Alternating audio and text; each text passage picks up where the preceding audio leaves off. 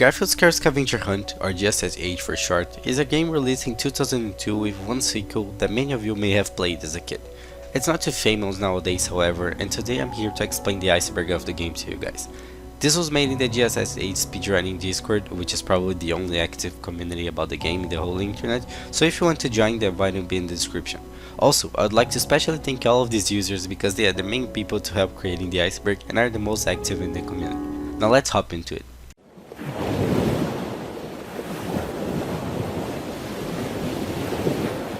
Diagonal walking. Diagonal walking is a mechanic present in both gssh games, in which the player can press a keyboard key followed by a on-screen arrow so you can walk horizontally and vertically at the same time, hence walking diagonally. This saves a lot of time compared to normal walking, so it's used a lot in speedruns. It's also considered a glitch, so you can't use it on glitchless runs. Mid-game walking. Mid-game walking is also a mechanic present in both gssh games, in which the player can walk during a minigame. Basically what happens is that during a minigame you are frozen until you complete it, but you can still interact with objects, and by doing so you'll be able to unfreeze yourself and walk while completing the minigame.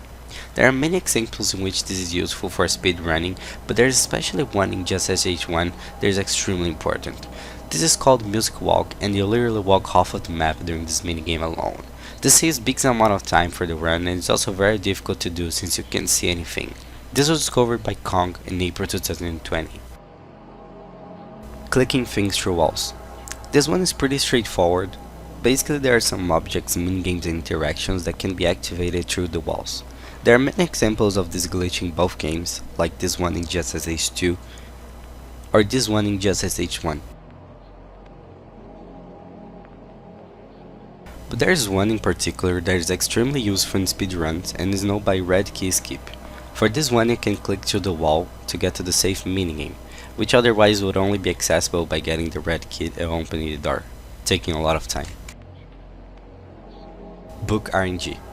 This one makes reference to a mini game in gssh1 where you'll be in a bookshelf with 8 books, and basically you need to put them in an alphabetic order. So you need to put them like B, F, G, H, 1, N, P, and S. And every time you enter the minigame, there will be a different random order of books. Now, for those who don't know, RNG stands for random number generators, and to get good RNG basically means to be lucky.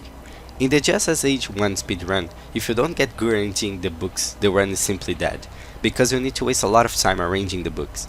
And if you know a little bit of probability, you think that the chances of getting a perfect RNG is 1 divided by 8 factorial. But that's not actually the case, because that's not how the game arranged the books. The game doesn't arrange by perfectly mixed distribution. The books are actually swapped with one another 49 times, which make the chances of getting a perfect book RNG 1 in 40,380.5. Tab glitches. The tab glitch is a flash mechanic where you select any clickable objects on the screen, which will be marked by these yellow squares, and by pressing enter you collect them. This is only really useful to skip the flashlight and get the donut on the gssh1 basement.